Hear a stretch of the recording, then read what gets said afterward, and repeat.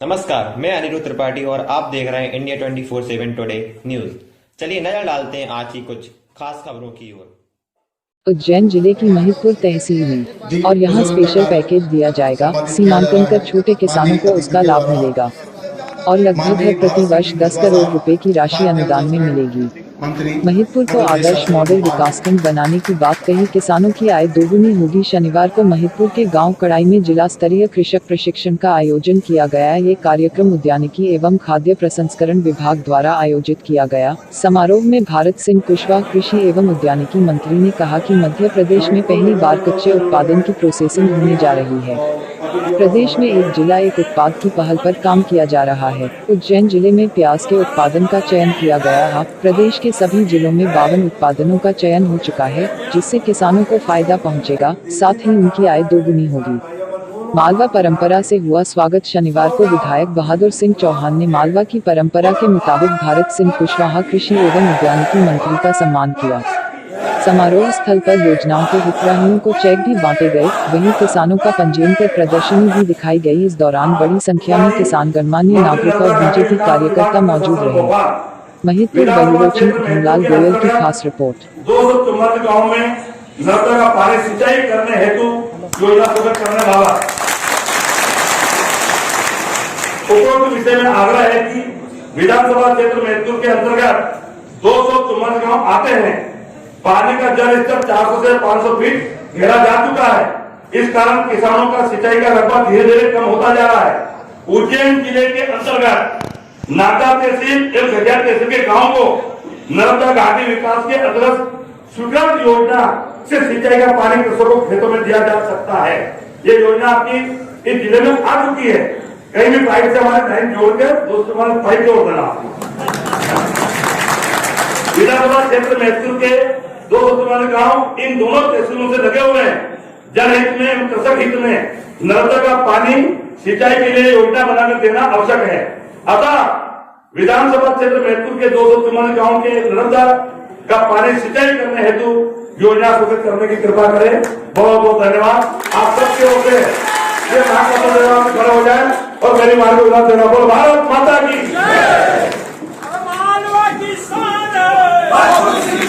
विकास खंड के सभी किसान भाई सारी योजनाओं का जुड़ के जानकारी लेके लाभ प्राप्त करेंगे और उत्पादन के क्षेत्र में आप जहां विस्तार करेंगे तो जैसा विधायक जी ने कहा कि महिदपुर आना पड़ेगा।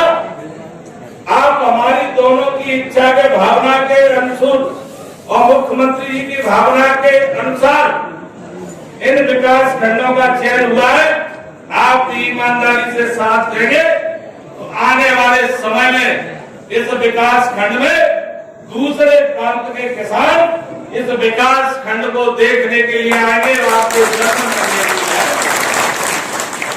इसलिए आप सब किसान भाइयों को मेरी ओर से बहुत बहुत शुभकामनाएं। आप काफी समय से बैठे हुए हैं और जिस तरह से विधायक जी ने आपके खेतों को पानी देने के लिए जो पत्र लिखा है, जैसा मैंने कहा विधायक जी सांसद जी दोनों ही रह सकती है।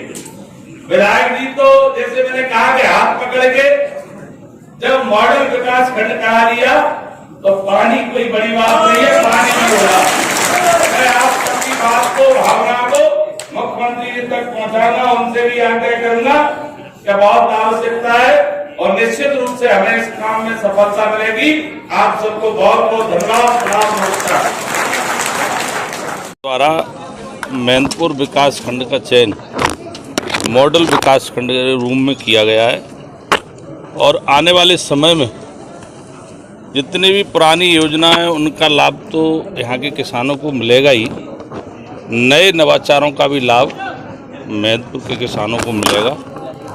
और मैं ये कह सकता हूँ कि जिस तरह से उद्यानिकी के क्षेत्र में हमें काम करने की आवश्यकता है, बगैर उद्यानिकी के फसलों के उत्पादन के बगैर किसान की आय दुगनी नहीं हो सकती।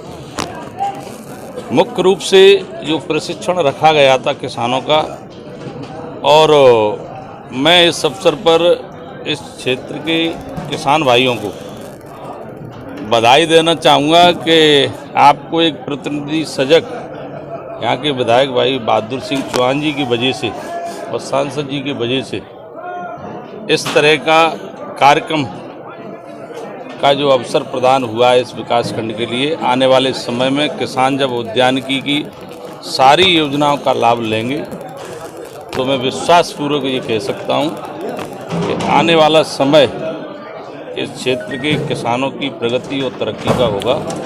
किसान आत्मनिर्भर बनेगा, हमारा मध्य प्रदेश भी आत्मनिर्भर बनेगा।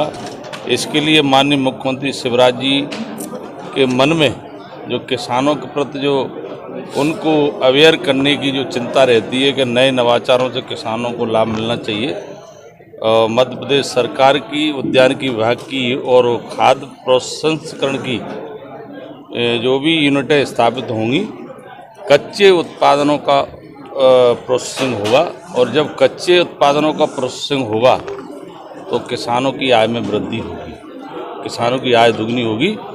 माननीय मुख्यमंत्री शिवराज जी का ये मानना है कि हमारा किसान केवल उत्पादन करता ही नहीं रहे, हमारा किसान अपने उत्पादन का प्रोसेसिंग करे। प्रोसेसिंग किसान जब करेगा तो डबल इनकम होगी, डबल इनकम होगी तो आत्मनिर्भर बनेगा। और प्रोसेसिंग की यूनिट के लिए भी जिस उत्पादन का किसान भाई प्रोसेसिंग करना चाहते हैं उनके लिए 35% सब्सिडी पर वो इकाइयों को मंजूरी दी जाएगी, छोटी छोटी यूनिटों को मंजूरी दी जाएगी, जिससे वो प्रोसेसिंग का काम करके किसानों के हाथ में बाजार और मार्केट का भी काम रहे। ऐसा प्रयास हमारी सरकार का है, प्रधानमंत्री जी का है। इसके तहत ये प्रशिक्षण वर्ग जो किसानों को रखा गया था कि रोज़मर्रे की चीज़ खाने के साथ साथ हम प्रोसेसिंग की वैरायटी के भी फसलों का उत्पादन करें, क्यों आने वाला समय प्रोसेसिंग का होगा।